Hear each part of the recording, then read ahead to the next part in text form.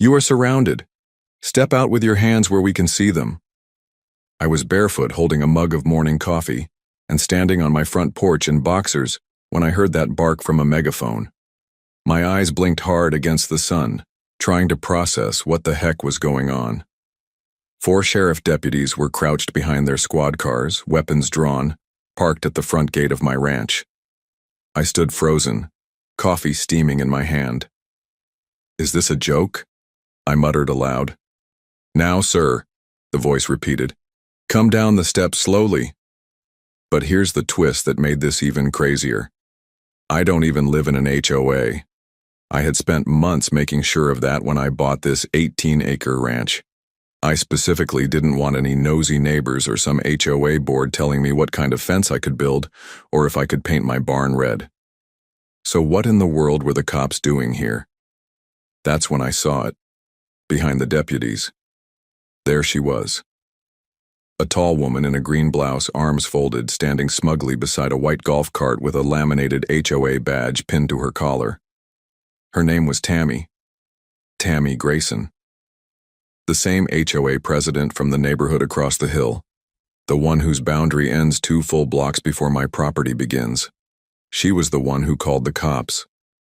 And I was about to find out just how far she'd gone to make my life a living hell. But before I could ask any questions or even put on some pants, 3 officers stormed through my front gate. That was the moment I realized this wasn't just a misunderstanding. This was war. Let me tell you how we got here. My name's Kyle Bennett. I'm 39. Former construction engineer turned ranch owner after I sold my design firm last year. I wanted peace. I wanted open skies, fresh eggs, and a place where I could raise my 2 Labrador retrievers, Scout and Duke, without hearing leaf blowers or HOA complaints about grass height violations. After searching for months, I finally found this place, a small ranch tucked beyond the edge of Hawthorne Ridge, a high-end development with a notoriously aggressive HOA board. Their official line was that I was on the fringe of their community map. But legally, my ranch wasn't part of the HOA. My deed even had a waiver attached, non-HOA registered property. I hired a lawyer to confirm it twice before I bought the place. The first few weeks were heaven. I set up my tool shed, built a chicken coop from scratch, planted a small garden, and installed solar panels on the barn roof. It wasn't perfect, but it was mine. Then came the drones. At first I thought it was just some tech-loving kid playing around. But when I noticed the same white quadcopter hovering at 7:05 a.m. 3 days in a row, I started to get suspicious. I shot it down with a BB gun on day 4. That same afternoon, I got a knock on the door. It was Tammy Grayson, blonde bob, clipboard in hand, smile like a wolf in pearls. "You must be the new neighbor," she said. I nodded. "Kyle, nice to meet you." She didn't shake my hand. "We've had several complaints about noise and unauthorized structures on HOA-managed land." I blinked.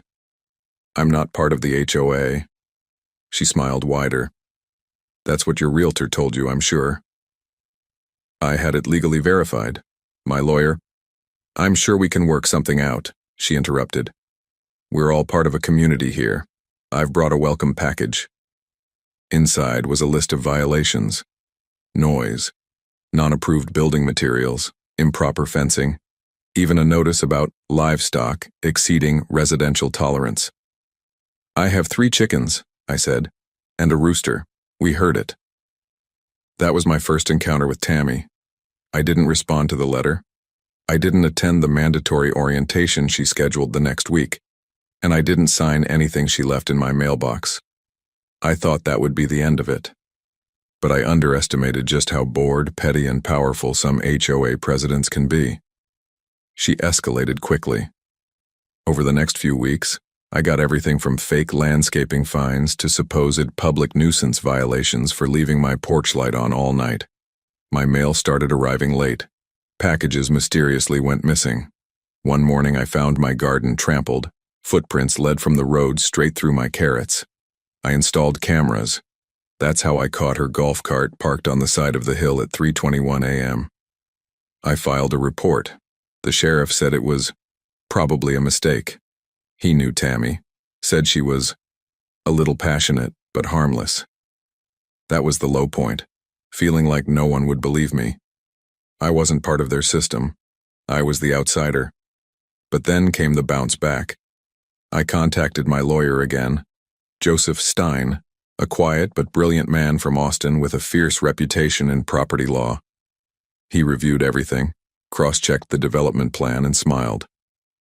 "She doesn't have a legal leg to stand on," he said, "but if she's using HOA resources to harass you, we can go after her." We began documenting everything. I built a secure fence, 10 feet tall with legal-grade signage and motion lights. I posted private property, non-HOA, at every entry point. I even put in a dedicated mailbox with a security lock. And I waited. That's when Tammy made her boldest move. She filed a formal complaint with the county, accusing me of erecting commercial structures on regulated residential land. Her claim was that my solar panels and new chicken coop were in violation of HOA aesthetic standards, even though I was clearly not part of the HOA. The county launched an investigation. Then, the sheriff showed up with a courtesy notice. That's how we got to the moment where I stood barefoot in front of 4 squad cars, looking at deputies with weapons drawn, while Tammy smiled in the background like she was watching her favorite soap opera. And just when I thought it couldn't get worse, "Sir, we've received reports that you've been storing illegal equipment in your outbuilding," one of the officers said. My head tilted. What kind of equipment? Explosives. I nearly dropped my coffee. That's when I knew she had crossed a line. Because in my locked shed, behind a double layer of padlocks and fingerprint entry, I kept nothing but an old chainsaw, a lawnmower, and some propane tanks for the grill. Nothing illegal. Nothing suspicious, and no one should have known what was inside that shed unless they had been on my property, or had help from someone who'd broken in. I stared at the deputy. "You're going to want to check the shed yourself," I said calmly. He hesitated. "You're not resisting?" "Nope, but when this is over, someone's getting sued." Tammy's smile twitched, and that's when Scout, my younger Labrador, began barking like crazy behind the fence. He never barks unless something's really wrong. I turned to see what he was looking at, and froze. Behind the barn, something was smoking, a thin trail of dark gray rising up into the morning sky. My heart stopped. Duke was tied up back there, and so was the fuel tank for the generator. I dropped the coffee and bolted. What happened next would change everything. Where are you watching from? Let me know in the comments below. And stay tuned, because things are about to get much, much crazier. I sprinted around the barn barefoot, my feet crunching through gravel and straw, my lungs on fire. Smoke was curling up into the sky, not thick yet, but enough to set off every alarm in my head. "Duke!" I shouted. I heard a low whimper in return. Then I saw him, tied to the water spigot post, his leash tangled around the base, yanking with all his might, terrified. Just 10 feet from him, the backup generator sat smoldering. A greasy black cloth hung halfway out of the fuel vent, like it had been stuffed in hastily. My heart dropped. Someone had tried to light it, and Duke had been inches from going up in flames. I dashed forward, untied him, and grabbed the nearest bucket. Thank God the rain barrel beside the barn was full. I doused the generator in the rag, coughing through the smoke, until the hissing steam faded. I pulled Duke close, burying my face in his fur. He was trembling. That wasn't an accident. Someone had tried to set my generator on fire, on purpose, while my dog was right there. By the time I came back around to the front of the house, holding Duke by the collar, the deputies had lowered their weapons. One of them was talking into a radio, eyes wide.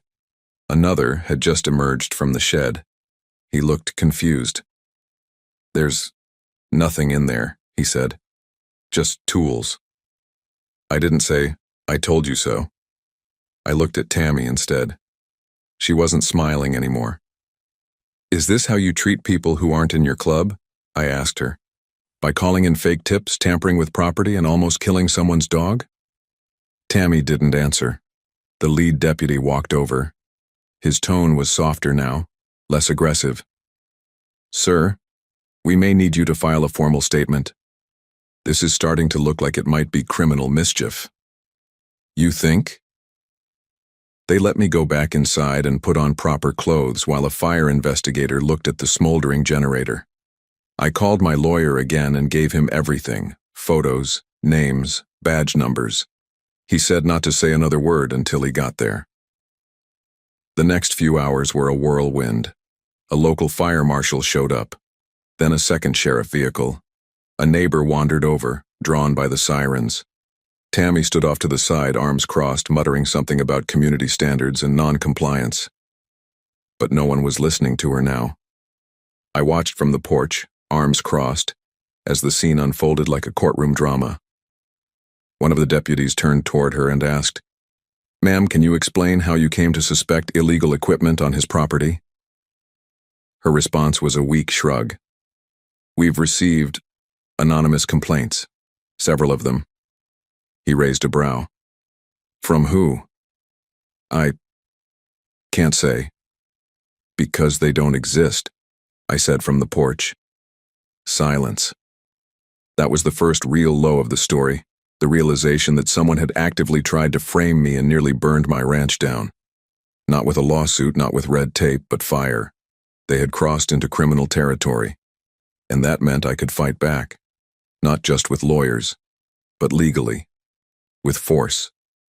2 days passed. The investigation continued. Deputies came back to photograph the barn and question me again. They took Duke to the vet and noted his burns, thankfully minor, but still painful. Scout never left his side. The low buzz of danger never left the air. I barely slept. I added more cameras, 7 in total, each connected to a backup cloud. I posted legal warning signs in both English and Spanish. I bought new locks. I reinforced the gate. And then, I waited. That Friday night, my lawyer, Joseph, came down from Austin. He walked the land with me, nodding silently, making notes. "Tammy's HOA has crossed about 5 lines," he said finally. "Trespassing, false reports, attempted arson, possibly conspiracy." I blinked. "What do we do?" He smiled. "We hit them back, but not just with a lawsuit. We go to the county board and file a motion to terminate her HOA license, strip her authority.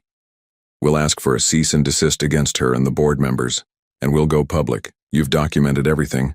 Let's make it known." "Public how?" "We'll start with the local press." That same weekend, Joseph drafted up a detailed press release. Photos of the burn marks near the generator. Copies of the false complaint letters.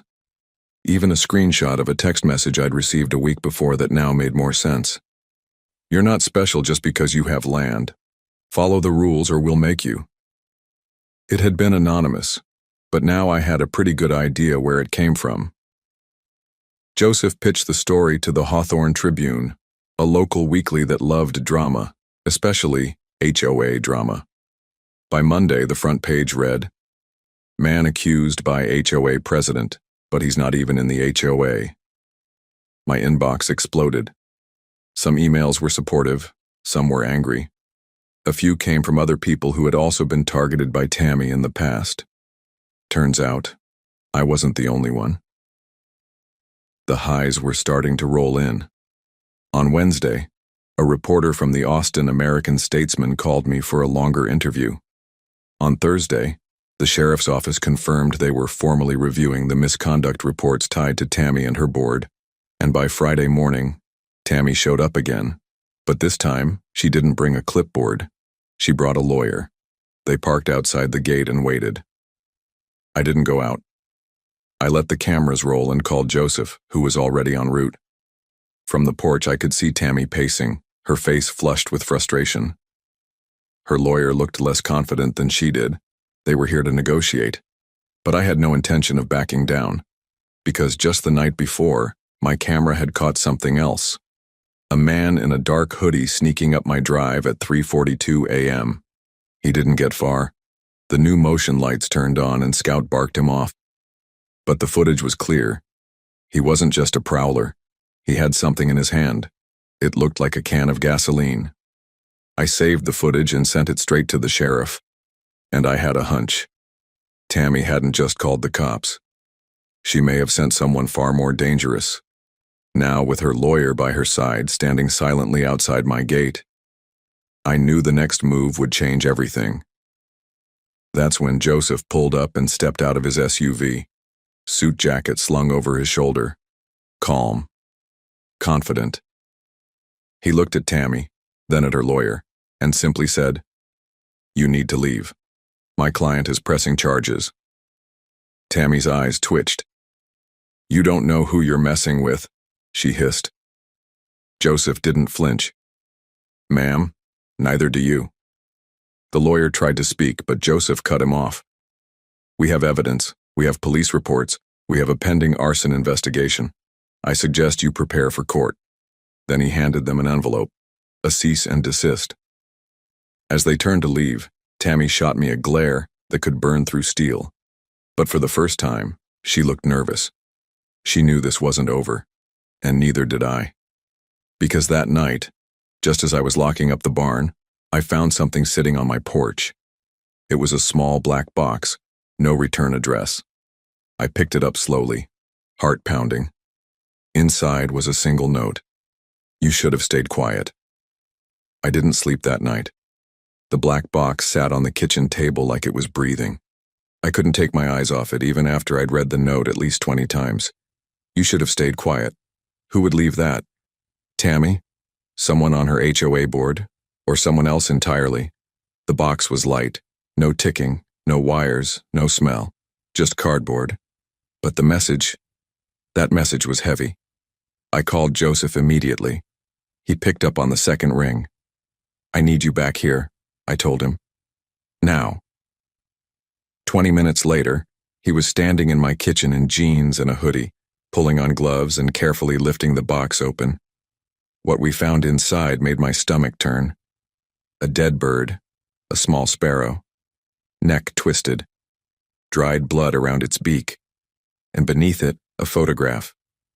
It was an aerial shot of my ranch, zoomed in, close, dated 2 nights ago. Someone had flown a drone over my land again, after the incident, after the investigation, after the cease and desist. This wasn't just harassment anymore. This was a threat. "This is no longer HOA drama," Joseph said grimly. "This is criminal stalking, and we have to assume whoever left this did it while you were asleep." Scout and Duke started barking again just then. I checked the front camera. Nothing, but I couldn't ignore that tight feeling crawling up my spine. Someone had been on my porch again. The lowest moment hit me around 4 a.m., after Joseph left and I was alone in the house, flashlight in one hand, shotgun in the other. I sat in the dark living room, the dogs curled beside me, listening to the creaks and groans of the old ranch house and wondering if I was safe anymore. I had come here for peace, for quiet, for solitude. Now I had a stalker, a psychotic HOA president, and a half-burned generator. And worst of all, no one had been arrested yet. But the next morning, something changed. I got a call from Deputy Ramirez, one of the officers who'd responded during the shed incident. "Kyle," he said, "we may have something. Can you come down to the station?" I did, and what they showed me nearly knocked the wind out of me. Remember the camera footage I had sent them of the man in the hoodie sneaking up my drive? Well, they ran the plates on a vehicle that had been caught on a different angle, an older black SUV parked a few lots down the road, barely visible behind a row of bushes. It was registered to a man named Alan Henson. Sound familiar? He was Tammy Grayson's cousin, and former HOA board member. He had been removed from the board 2 years ago for using HOA funds for a security project that didn't exist. Now he was showing up at my ranch in the dead of night with what looked like gasoline and a clear goal to scare me into silence. That was the first high of this chapter. The sheriff's department had a name, a vehicle, a connection, but still no arrest, yet. They said they needed more. So Joseph and I decided to push the story even further. We reached out to an HOA watchdog YouTube channel based in Texas, known for exposing abusive HOA boards. The host, a guy named Brandon Cole, loved the story. He asked for an exclusive interview. We filmed it 2 days later, right from my porch. Scout and Duke sat at my feet the whole time. We showed the drone photo, the dead bird, the burn marks by the generator, the cease and desist, the police report. Brandon posted the video that night with the title, HOA sends cops to man's ranch. But he's not in the HOA? It went viral, thousands of views in hours. Comments poured in. Former HOA members from all over the country shared their own stories. Some even mentioned Tammy by name. Turns out she had a long history of expanding her boundaries. Tammy once fined a neighbor for parking a tractor on visible land. That neighbor lived 2 miles away, also outside the HOA. She had built a private gate across a county road entrance and tried to enforce HOA rules on anyone who passed through, even delivery drivers. She had even sued a woman for painting her mailbox blue. That woman was a widow and lived alone. It was a pattern. And now, it was unraveling. That weekend, 2 other ranch owners from the area came forward and filed their own complaints. One of them, a guy named Rick Thomas, told me Tammy had threatened to call CPS because his kids were playing too loudly near the shared trail behind his land. Rick showed me a letter she had slipped into his mailbox, demanding he re-educate his children about noise pollution. You can't make this stuff up. The sheriff's office began to take it seriously. Then came the fire marshal's final report on my generator. Deliberate tampering, possible attempt at ignition, unknown accelerant detected. That's when I got another knock on the door. But this time it wasn't Tammy. It was a young woman, early 30s, denim jacket, nervous hands. "Hi," she said. "My name's Lisa. I used to work with Tammy, on the board. I saw your story online. I think I have something you should see." I let her in. Lisa sat at my kitchen table and pulled out a flash drive. "She made us all sign NDAs," she said. "But honestly, I don't care anymore. I was on the board for 8 months. She keeps files on people. She talks about taking down outsiders. And she knew you weren't part of the HOA. She told us you were a threat." "What's on the drive?" I asked. "Emails, surveillance logs, pictures from drones, notes about how to file complaints. She even has templates like automated violation letters, and she keeps a list. She calls it the non-compliant file. Your name's on it, with photos." I sat back, stunned. Lisa continued. "And the man who visited your ranch, Alan Henson, she calls him her cleanup guy. I think she sent him to scare you." I stared at the drive in her hand like it was gold. Because it was. This was the nail in the coffin. I thanked her, called Joseph, and uploaded everything to an encrypted drive for the sheriff and the county prosecutor. They said they'd need time to verify everything, but it looked promising. Tammy was about to be held accountable. But just when I thought the storm was breaking, Lisa's eyes went wide as she looked out the window. I turned to follow her gaze. A black SUV was parked across the road, engine running. Someone sat behind the wheel, wearing sunglasses and staring straight at the house. Lisa's face drained of color. "That's him," she whispered. "That's Alan." I stood up slowly, and the SUV pulled off, tires kicking gravel, speeding away down the road. I didn't chase him. I just turned to Lisa and said, "It's time to bring the fight to them." Because now, I had evidence, I had names, and I had the internet. But what I didn't know, what none of us knew yet, was that Tammy wasn't done. Not by a long shot, because the next morning, when I went to feed the chickens, the coop door was wide open, and every single bird was gone. The chicken coop was empty, not one feather left, no eggs, no feed scattered around like usual. Just silence and the wind brushing across the wire fencing. It was as if someone had come in, opened the gate, and swept them away in the dead of night. I stood there in my boots, hands on my hips, heart pounding like a jackhammer. That was 12 birds gone, 2 roosters, 10 hens. They weren't just livestock, they were part of my rhythm, my morning routine, my peace. And now, gone. Duke sniffed the coop and growled low, pacing. Scout stood near the edge of the fencing, ears perked and body tense. Whoever had done this hadn't just taken chickens.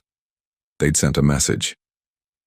I opened the gate slowly and stepped inside the enclosure. There were faint boot prints in the soil near the feed bins. Fresh, big, 2 sets. One of them had a drag mark, like they were pulling a crate or bag. I snapped photos of everything and called the sheriff again. They promised to send someone out that afternoon, but I already knew what they were going to say. No cameras caught the theft. No neighbors saw anything. No one heard a thing. And the worst part? There wouldn't be any arrests. Not yet. So instead of waiting, I made a decision. I was done reacting. Now, I was going on offense. That same day, Joseph and I filed a civil suit against Tammy Grayson, the Hawthorne Ridge HOA, and Alan Henson. We claimed harassment, trespassing, attempted arson, stalking, and destruction of property. Lisa, the whistleblower, had agreed to testify. She gave a full statement to the sheriff and forwarded every file from Tammy's non-compliant archive to the county prosecutor. But we didn't stop there. Joseph also filed for an emergency restraining order against Tammy and Alan, effective immediately. That meant they couldn't come within 300 feet of me, my home, my land, or my animals. And still, Tammy tried to fight back. That weekend, I received a formal letter from the HOA, delivered by courier. It claimed I was now under investigation for endangering the welfare of community members and creating a hostile environment for local board officials. Let me repeat that. They accused me of endangering them. The level of gaslighting would have been laughable if it wasn't terrifying, so I responded the only way I knew how. I called Brandon Cole, the YouTuber. We filmed another video that night. This time I read the letter aloud on camera. Then I walked viewers through the chicken coop, empty, doors swinging in the breeze. I showed them the boot prints. I showed them the drone photo, the dead bird, the letter in the black box. Everything. The video went live under the title, HOA Escalates. They stole my chickens after I exposed them. It exploded online. By the next morning, it had 500,000 views. People were outraged. The comments section was full of support. That's not an HOA, that's a cartel. She needs to be arrested like yesterday. I live near Hawthorne Ridge, this doesn't surprise me one bit. Even local news stations began picking it up. That Monday, I got a call from a reporter at KXAN Austin. "Mr. Bennett, we'd like to do a live interview. Can we come to your ranch?" I agreed. And when they arrived, reporter, cameraman, truck and all, they caught something unexpected. Tammy was parked down the road again, watching. The moment the news crew turned their camera in her direction, she peeled off like a bat out of hell, tires squealing, clouds of dust behind her. It was over for her now. At least, that's what I thought. Until the next extreme thing happened. Tuesday morning, I got a phone call from Rick Thomas, the other rancher who had filed a complaint. "Kyle," he said, panic in his voice. "You need to check your boundaries." "What happened?" "My wife just found something by our fence. A box, like yours, same handwriting." My stomach dropped. "They left you one too?" "Yeah, and inside." He paused. "They put a photo of your house." I was speechless. "They're threatening you." "On my property," I finally said. "Looks like it." Rick sent me a picture of the note. It read, "You're next if you keep helping him." That was the turning point.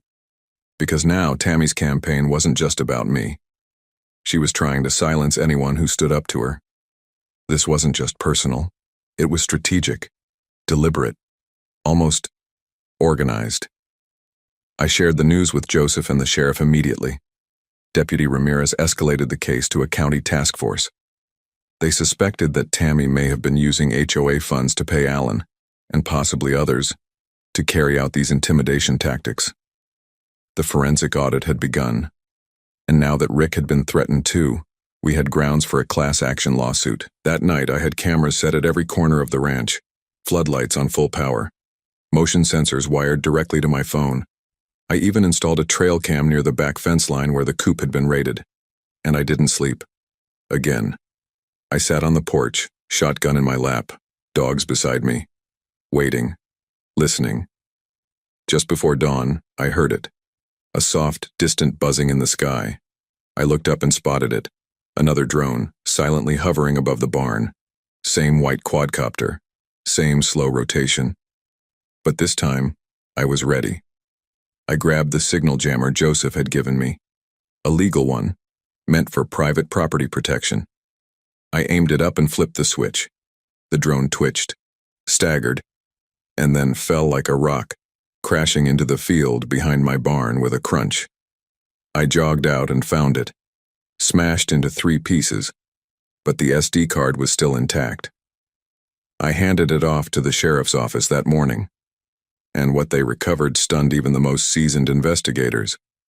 Tammy had flown multiple drones over my land. They had time-stamped footage, audio recordings, even private footage of my guest house windows, clearly illegal surveillance. This wasn't HOA work. This was espionage. Deputy Ramirez called me later that afternoon. "Kyle," he said, "the county's issuing a search warrant. We're raiding her office tomorrow." I exhaled for the first time in days. I had hoped we'd get here, but never thought it would happen so fast. I stood in the middle of my field, watching the sky, wondering if Tammy knew what was coming, wondering if she'd finally give up. But I should have known better, because later that night my gate was left open, and someone broke into the barn. They didn't steal anything. They left something instead. A single photo, taped to the inside of the door. It was me, asleep, on the porch, taken from less than 10 feet away. I stared at the photo for a long time. There I was, slumped in my porch chair, shotgun across my lap, one hand draped over Duke's back. The photo had been taken from so close I could see the reflection of the porch light in my coffee mug, and I had no idea someone was there. That meant whoever took it had stepped onto my porch, walked past my cameras, past the motion lights, past my dogs. The barn door creaked slightly behind me from the wind, but it sounded a lot like someone breathing. I took the photo down and turned it over. Nothing written on the back this time, just the image. A warning, a message. You're not safe, even when you think you are. I didn't panic. I got angry, and I went straight inside, called Joseph, and told him what I'd found. "We're past lawsuits," I said. "Tammy's people crossed into full criminal territory." Joseph didn't argue. "I already spoke to the county prosecutor. The raid on Tammy's office is approved. 6 a.m. sharp. I'll text you when it starts." I didn't sleep. I just waited. At 5:58 a.m. the next morning, Joseph texted one word. "It's on." By 6:05, I was watching live footage streamed from a news chopper circling above Hawthorne Ridge's HOA headquarters. County deputies in windbreakers and tactical gear moved in as if they were serving a warrant on a gang hideout. And in a way, they were. By 6:15, Tammy was in handcuffs. Her pearl necklace was crooked. Her shoes didn't match. And for once, she didn't look smug. The raid uncovered everything. The drones, the burner phones, the non-compliance database Lisa had warned us about. Dozens of names, addresses, photographs, notes, maps, schedules. Even HOA funds had been misappropriated. Tammy had set up a community surveillance initiative that never actually existed on paper, but she funneled thousands into a private account to pay consultants. One of those consultants, Alan Henson, another, an unnamed third-party firm that had ties to a private security company out of Houston. Turns out, Tammy had hired people to do her dirty work under the guise of neighborhood safety enforcement. The moment the story broke, it went national. CNN ran it with the headline, "HOA President Arrested in Vigilante Surveillance Scandal, Targeted Non-Members in Ranch Dispute." Local papers had a field day.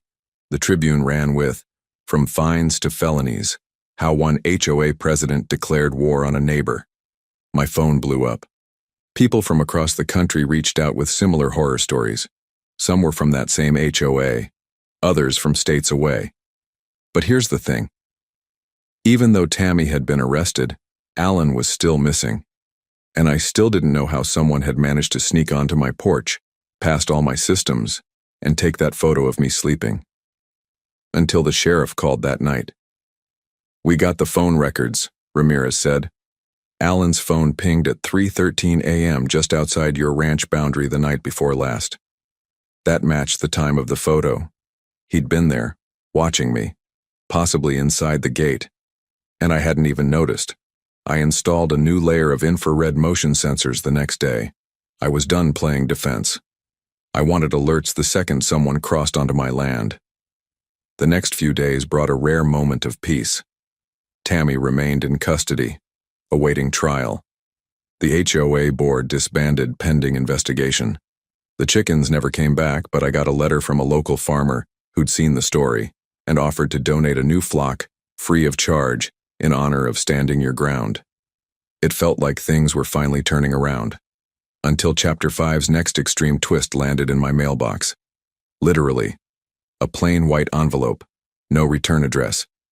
Inside, a single page, printed in block font. "You're not finished. You're just first."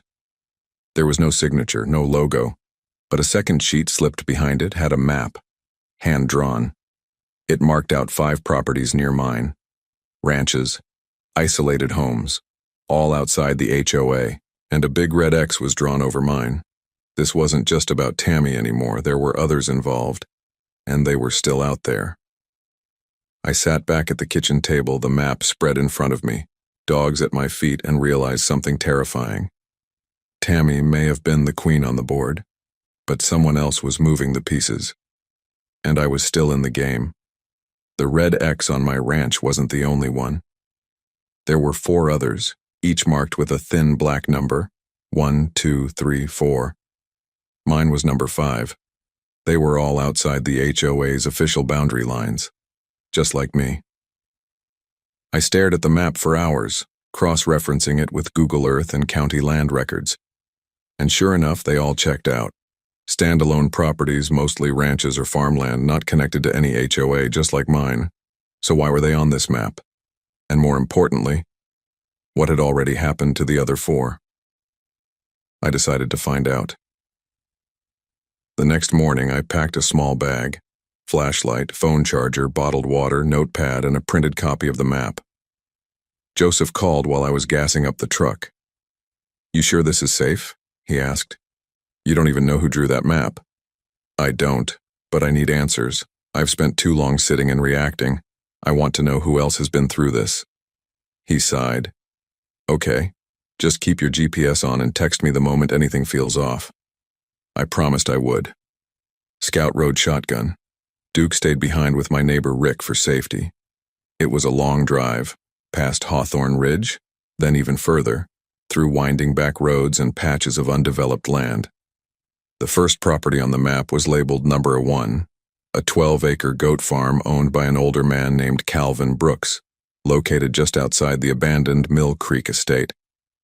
When I pulled up to the gate, I knew something was wrong. The fence was busted in 2 places. The weeds were overgrown. No goats in sight. I climbed out of the truck and called out, "Hello, Mr. Brooks?" No answer. I walked up to the gate and saw a crudely stapled notice pinned to the wooden post. "Foreclosure. Ordered sale." Dated 3 months ago. I tried peering into the window of the main house, but it was empty. No furniture. Just dust. It looked like someone had been forced out, in a hurry. I checked the mailbox on a hunch. Empty. But the name on the side confirmed it. C. Brooks. Another rancher. Another outsider. And now, gone. I stood there for a minute longer, scanning the yard, the barn, the tree line. Then I saw it, etched into the bark of a tree at the edge of the property line. Bury 1. They took everything. Goosebumps ran down my arms. I snapped a photo and left. The second house, Number 2 on the map was still standing. This one belonged to a woman named Natalie Hart, who lived alone with her horses and ran a small animal rescue. I found her sitting on the porch with a mug of coffee and a pistol on her lap. She didn't point it at me, but she didn't lower it either. "You Kyle Bennett?" she asked. "Yes, ma'am." "I saw your video." She looked around nervously, then motioned for me to sit down. "I've been waiting for someone else to come forward," she said. "I didn't know it would be you." I explained the map, the X's, the note that said I was just first. Her eyes darkened. "They came for me last year," she said. "Same tricks. HOA violations, even though I'm not in the HOA. Then drone flyovers, then threats. They said I was driving down property values." "Who's they?" I asked. "I don't know all their names. Tammy, Alan, maybe more. I think some of them are tied to a private firm, kind of like community enforcers. They target people who buy near the HOA but don't join it." I leaned in. "Why?" "They want control. They hate when someone owns land and doesn't follow their little rule book, and if they can't force you in, they'll force you out." Her hands trembled. "They poisoned 2 of my horses," she whispered. I froze. "What?" "Last November, vet confirmed it. Traces of antifreeze in the water trough. I had cameras, but someone disabled them." "Did you report it?" She gave a hollow laugh. "Yeah, and the sheriff said it must have been an accident. No arrests, no investigation. Sound familiar?" It did. I sat with her for a while, just listening. She had been through everything I had, and worse. But she'd been too scared to go public. Until now. "I'll testify," she said finally. "If it helps you, or anyone else." I thanked her. Gave her Joseph's number. Promised she wouldn't be alone anymore. And then I drove to the next mark. Number 3 was abandoned. A collapsed barn, a trailer home with busted windows, burn marks along the roofline. It looked like a fire had started near the kitchen. No signs of life, just silence. County records showed it had once belonged to a man named Davis Earl. No phone number listed, no next of kin, just a red, vacated stamp on the deed. I didn't stay long. Something about that property felt heavy, like whatever had happened there. No one had ever come back to clean it up. By the time I reached number 4, the sun was low in the sky. The last X before mine.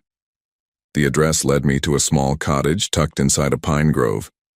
There were kids' toys in the yard, a wind chime on the porch, and a woman in her early 40s gardening by the fence.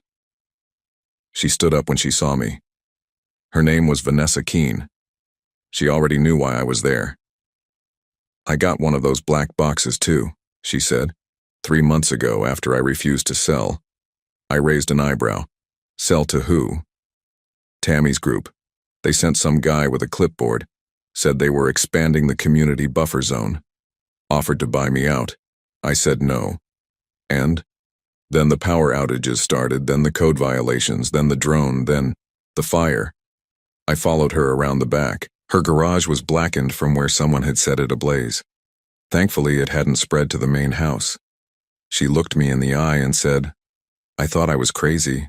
I thought maybe I had left something plugged in. But now I know. It was them." I shared everything with her. About Lisa, about Alan, about Tammy's arrest. She nodded. "You think it's over?" she asked. I thought it was. But now I'm not so sure. She looked past me toward the tree line and whispered, "Then you need to see this." She led me to the edge of her property, where an old wooden fence separated her land from an empty plot. There, nailed to a tree, was another note. Weather-worn, faded, almost hidden. I pulled it off and read, "He wouldn't move. He wouldn't sell. So we made him disappear." No name, no signature, no clue who wrote it. But Vanessa said it hadn't been there a month ago. She was sure of it. And at the bottom, written in faint red ink, was a date. 0609. That was 3 days from now. I looked up slowly. The wind had picked up. The chimes on her porch rang again. Because whatever was coming next, it was coming soon. And it was coming for me. Where are you watching from? Let me know in the comments, because in the final moment, I go back to my ranch. And what happens on June 9th will change everything. June 9th. The date circled in red ink. I didn't know what it meant, but I knew it was coming for me. Whether it was a threat, a plan, or a deadline, I wasn't going to wait to find out. The morning of, I prepped my land like I was expecting a siege. All cameras synced and online, motion sensors tuned and tested, phone fully charged, generator double-checked, flashlights, flares. Scout and Duke each wore GPS collars and stayed close. Joseph was staying nearby at Rick's place. Vanessa and Natalie were both on standby, ready to call if anything seemed off. We weren't just protecting my ranch now. We were building a wall of eyes around it. By 6 p.m., everything was quiet. Too quiet. The wind didn't even stir. The stillness wasn't peaceful. It was like the world was holding its breath. At 9:12 p.m., the first alert went off. Motion detected. North fence line, camera 4. I pulled it up on my tablet. At first, it was nothing, just some movement behind the trees. Then a figure emerged. Not Alan, not Tammy. Someone in full black, head to toe, hoodie up, gloves on. They moved with purpose, not sneaking, just bold, like they'd done this before. I zoomed in. The person was placing something on the fence post. Then they moved on to the next, and the next. That's when I realized what they were doing, marking the property. Red plastic tags, reflective, like surveyor flags. I had seen them before, on condemned properties. I texted Joseph instantly. Me. Motion detected. Someone is marking my perimeter. Not Alan, not armed, but fast. Joseph. Deputies notified. Stay inside. Don't engage. Let the cameras do the work. But I wasn't going to just sit there. I grabbed the flashlight, clipped the shotgun to my back, and headed out the side door. Scout followed. Duke stayed behind, whining low. I kept low as I moved through the tall grass. The figure had just reached the back gate when I shone the light on them. Hey, you're on private property. They froze, then turned slowly. The light caught their face for a second. Female, late 30s, sharp eyes, no fear. She didn't run. She smiled, and then said the words that chilled me to my core. You think Tammy was the end? I stepped forward. Who are you? No answer. She dropped something onto the ground, then bolted back into the trees. I ran forward but stopped when Scout barked and pulled back hard on the leash. I looked down. She had left a packet. Inside, a flash drive, and a folded letter. The letter read, Tammy was Phase 1. This land isn't yours. It's already claimed. I called Joseph. He was already en route with 2 deputies. We reviewed the footage, watched her escape route, and tried to track her down. But she was gone, like a ghost. That flash drive, it cracked the whole thing open. Inside were files. Dozens, emails, maps, audio recordings. From what we could piece together, Tammy was just a local leader in a larger network. They called themselves LEEAP, Land Expansion and Acquisition Project. They weren't an HOA. They were a privately funded group that bought influence in HOAs and pushed people off their land to create unified zones for development. Parks, resorts, even government contracts. Tammy had been one of many.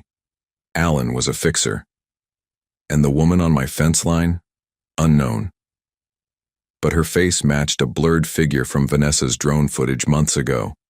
They were organized, funded, and ruthless. The ranches marked on my map, every one of them had been targeted by LEAP for acquisition resistance. The homeowners who sold got payouts. Those who refused got pressured. I was just the first to expose it publicly, but I wouldn't be the last. The county took the flash drive seriously. So did the state. By July, an official task force was formed. A full investigation launched. News broke coast to coast. HOA nightmare uncovers secret land network. My name was out there. I testified in 3 hearings. Rick, Vanessa, and Natalie joined me. Lisa too. Alan was finally arrested in Mississippi, caught trying to board a private plane under a fake name. Tammy took a plea deal. She flipped, gave names. The web unraveled fast. Now, it's been 6 months. The ranch is quiet again. New chickens in the coop, solar panels humming like always. Scout and Duke play in the fields like nothing ever happened. But I haven't let my guard down. The cameras are still up. The motion alerts still ping. And every night I still check the gate. Not because I'm scared, but because I know how close I came to losing everything. And I'll never let that happen again. So to anyone watching, listening, reading, if someone knocks on your door offering to buy you out, if your mail goes missing, if drones start buzzing over your garden, and if they say you don't belong, remember my story. Stand your ground. Because peace? It's something you have to fight for, especially when it's yours. Where are you watching from? Drop it in the comments. And if you've ever had trouble with an HOA, or worse, tell your story. Because if we don't speak up, they win.